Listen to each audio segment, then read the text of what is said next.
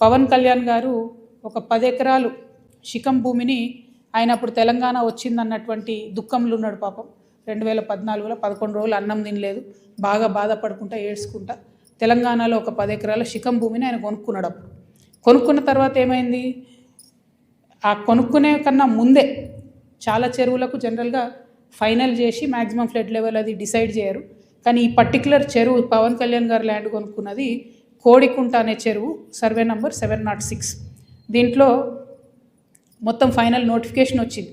ఏ 10 ఎకరాలు అయితే ఆయన కొనుక్కున్నాడో అది శిఖం భూమి అని ఫైనల్ నోటిఫికేషన్లో ఇరిగేషన్ డిపార్ట్మెంట్ చెప్పి ఉన్నది. పవన్ కళ్యాణ్ గారు నిన్న మాట్లాడుకుంటే ఏమన్నారంటే, నా తప్పు ఉంటే అది శిఖం భూమి అయితే ప్రభుత్వానికి ఇచ్చేస్తాం అన్నారు. అయితే ఈయన రిజిస్ట్రేషన్ చేసుకునేటప్పుడు ఎన్ని తప్పులు దొరికినాయంటే, అందులో ఓన్లీ 3 ఎకరాలే శిఖము, మిగతా 7 ఎకరాలు మాగాని అని రాసింది. కానీ అది తప్పు, ఖచ్చితంగా రికార్డ్స్లో ఉంది. నేను ప్రభుత్వాన్ని డిమాండ్ చేస్తూ ఉన్నాను.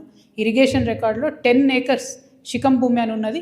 ఆ కాయిదాలు మా దగ్గర ఉన్నాయి, కానీ ప్రభుత్వం దగ్గర ఆల్రెడీ డేటా ఉంటుంది కాబట్టి మీరు చర్యలు తీసుకోవాలని డిమాండ్ చేస్తున్నాను. పవన్ కళ్యాణ్ గారు నేను అడిగేది ఏంటంటే, మీరు వాపస్ ఇస్తా అన్నారు కదా, వాపస్ ఇచ్చేసేయండి. మామూలు రైతుల దగ్గర తీసుకున్నప్పుడు కాంపెన్సేషన్ ఎట్లా ఇస్తారో గవర్నమెంట్, మీకు కూడా ఏ టీడీఆరో ఏ పైసలో ఇస్తారు, అర్జెంటుగా వాపస్ ఇచ్చేసేయండి.